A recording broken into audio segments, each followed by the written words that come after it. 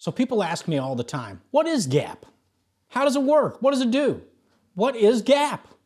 So let me break down for you what GAAP stands for. To start with, GAAP stands for Guaranteed Asset Protection.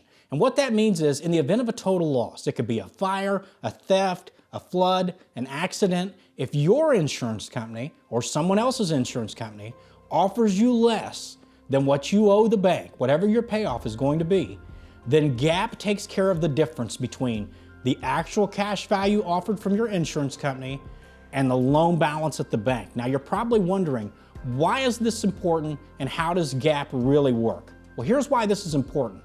Not everybody that finances a vehicle puts a substantial amount of money down. The other thing that's changing in our industry right now are people are going longer and longer loan terms. You know, the 36, 48, and even 60-month terms have kind of become a thing of the past. We're now writing car loans on a daily basis at 72 months, 84 months, and in some cases, even 96 months is being used on car loans. Well, what happens the minute you drive off a dealership in a new vehicle or even a pre-owned vehicle, there's depreciation. It's just part of life. It's part of buying a vehicle. So what you want to do is you want to hedge your bet and you want to let somebody else take the responsibility in case that vehicle becomes a total loss. That's where the GAAP kicks in. And listen, there are a lot of people out there that offer GAAP, but there's not a lot of people that really understand it. And that's one of the things I want to address with you in this video today. Listen, when you go out and you purchase a vehicle, or if you're an F&I and you're explaining this to your customer, you need to make them aware of this fact.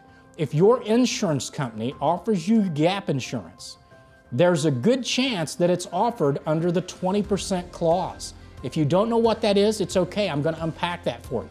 What that is in the event that this vehicle becomes stolen or totaled, and your insurance company is not able to reach the value that your payoff is at the lender, and you have their GAAP addendum or guaranteed asset protection addendum that's offered through the insurance company, there's a good chance it's only valued at 20%. So let me even go a step further with you. That means if you total your vehicle and your insurance company gives you $10,000 and you have their GAAP insurance policy and it's good for an additional 20%, that means now your claim or now your payout from your insurance company is $12,000. That's all well and good. But what happens if your payoff is $15,000 or even $18,000? Well, you're still responsible for that money. It's not a very good situation to find yourself in. So as an F&I manager, you want to make sure that you explain why GAAP insurance offered through the dealership is a whole different case scenario than GAAP insurance offered through an insurance company in most cases. So be sure to unpack that for your customer. Be sure and explain why that's so different, why that's necessary. The last thing a customer wants to do is buy a GAAP insurance policy from their insurance company, let that GAAP insurance pay out for them, and then still owe additional money because it comes short.